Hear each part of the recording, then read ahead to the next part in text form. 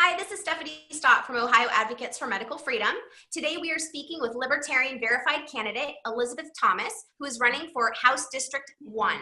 Elizabeth, do you want to tell us a little bit about yourself? I mean, I know that you were one of our founding members. You were with us at our FACL training 3 years ago, and you've been with OAMF for quite some time, so we're tickled that you are getting involved with politics. But maybe you could let our viewers know a little bit about you. Sure. I was born and raised in Wooster, here in Wayne County. For those that don't know, District 1 is just Wayne County. So I'm a lifetime resident here. I feel like I know the area well and what, the strengths are, what our needs are. I'm a small business owner, a volunteer. We have 6 kids. I'm heavily invested in the community, so easily accessible. Everybody knows where to find me. I'm always listening, so it's always a plus, I think. Awesome. Was there one experience or a moment in time that made you say, hey, I want to get into politics? Or were you just kind of sick of the one you had in office there? Yeah, I think what happened was, I think with this last election and just the divisiveness of people arguing back and forth between the Republicans and the Democrats and just nothing changing and nothing getting done and, our freedoms steadily being encroached on, I finally had a point where I was like, well, this is enough's enough. I'm going to get involved with the Libertarian Party, and then the next thing you know, they asked me to run for office, and it took a few weeks of trying to convince me, but I think I hate politics enough to get involved in it to try to change things. Well, I think hating politics is like the perfect kind of politician. It's exactly what we need, right? We want to change things. We want to stir things up a little bit. So I want to touch briefly on what your campaign platform is and what you'd hope to do if you got Sure. elected. I think one of my main goals here is to get, this whole debacle with medical marijuana not being sorted out in time here in Ohio. I'd like to see marijuana decriminalized totally so that it can totally benefit the people that need it most. That would cut down on the opioid epidemic. It would cut down on the number of people that wear housing in jail. That would solve a lot of our problems that we're complaining about in Ohio right now. Other than that, I just want to strive to, restore people's personal freedoms that are getting encroached on. It's little by little every day, and it's too much. So I'm just going to always work to restore personal freedoms and cut back on the amount of government in our lives. Yeah, we can definitely use that.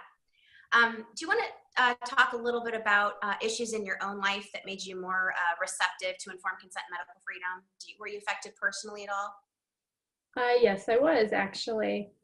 So 2 of my older daughters were fully vaccinated with no problem. I took my 3rd one in for routine vaccination. I did only get one that day, and she had a horrible reaction to it. She suffered from fevers for, I think it was over a year with no medical cause. Seizures, they had no explanation for it. They tell you that these things can't happen to you and they're rare until they actually happen to you. So I think that's, it shows why it's so important to have that choice to say, no, thank you. You don't know which kids it'll affect. Yeah, definitely. It's not a one-size-fits-all program as they make it out to be. I know with your involvement with OAMF in the past, I know you know a lot of people who have suffered vaccine injury and things like that. Since you come out and said you were actually running for office, have you had anybody in your own community kind of bring these issues to you, informed consent, parental rights, vaccine injury, that kind of thing? Yeah, I know. I think it's kind of taboo to talk about it sometimes, but I've had a lot of people, at my kids' schools come up to me and ask about, exemptions and why they're important. So there's a lot of us out there, and it's important to talk about it rather than just, not talking about your experiences and making people think that it's rare. Yeah, definitely getting the word out. It's important because if we don't acknowledge it, we can't have a conversation about it. We can't do anything about it. So, do you believe that conscious and religious freedoms and the right to direct one's medical care are defined in the Ohio and the U.S. constitutions? I believe so. It's a constitutional right. You have your freedom of religion, and for the government to come in and say, basically, you don't have this freedom of religion by having to go to a doctor person. How would the doctor know what religion you are or what your religious beliefs are? Yeah, absolutely. And HB 559 definitely affects that, forcing a parent to go to a doctor. For one, certain religions like Christian Science, it's against their religion to even go to a doctor.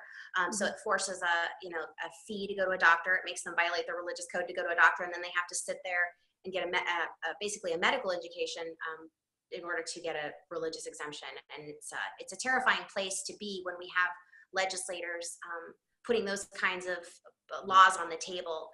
It's completely violating our rights, both in Ohio as citizens and nationally. This kind of thing is pressed across the nation, as you know. We are getting a lot of pushback from legislators regarding our bill, HB 193, our flu shot bill, that would prevent employers from firing you if you don't want to take a flu shot, which is what most healthcare workers are encountering now. The legislators are claiming that employer rights will be infringed upon if people are allowed to have personal autonomy over medical procedures in the workplace, especially medical procedures that have known risk of death and injury. Did you want to speak to that at all? Sure. I think we're in a scary place if everywhere we turn we're getting mandated to take these medical procedures that have real risks to your body and your well-being, and they could leave you disabled for the rest of your life. Where does it end? Your employers, your church, even? Like, where would it end? It's a slippery slope, I think, to have various groups being able to say, well, to do this you have to take a flu shot, or or to do this you have to go on birth control, or to do this you have to go you have to take chemotherapy. I mean, where does it end? Yeah, it's definitely a slippery slope. Bodily autonomy, I think, should be number one priority. I mean, there's no property more personal than our own bodies. So if we don't have control over that in a free society, then we've got some serious problems. Do you think, or I should say, how do you feel about medical trade organizations influencing policy? What's your opinion on that? Not a fan. Most countries, bribery is illegal. So how is this not bribery? You have various groups coming in and saying, we'll donate X amount to your campaign if you pass bills the way we want you to. It's terrifying. It's just, many politicians are willing to just basically sell themselves for the right amount of money. Right. I think it was Ben Franklin that made a comment about the problems that your country would face when you get to a position where government is receiving both money and honor, because it leads to very, very serious problems in government. And I definitely think we're there. He definitely saw what was on the horizon for us. As citizens, we're totally disheartened. A lot of times we go to the state house, I'm sure you've been there before, hearings where we're trying to, give testimony against a lot of these bills that are just really unconstitutional. And, it seems like they don't hear us. They try to cut our time. The lobbyists are heard, all these other people that are donating to their campaigns, the AAP, Hospital Association. It seems like they have such a huge voice, and we have such a tiny voice. Would you have any words of encouragement to citizens on making an impact at the State House, what they can do or continue to do, I should say? Yeah, absolutely. I think there just needs to be more of us getting involved. It's, even if you don't have that much time, there's always a few minutes to write emails or make phone calls, or even, help out in people's campaigns if they're doing things the right way.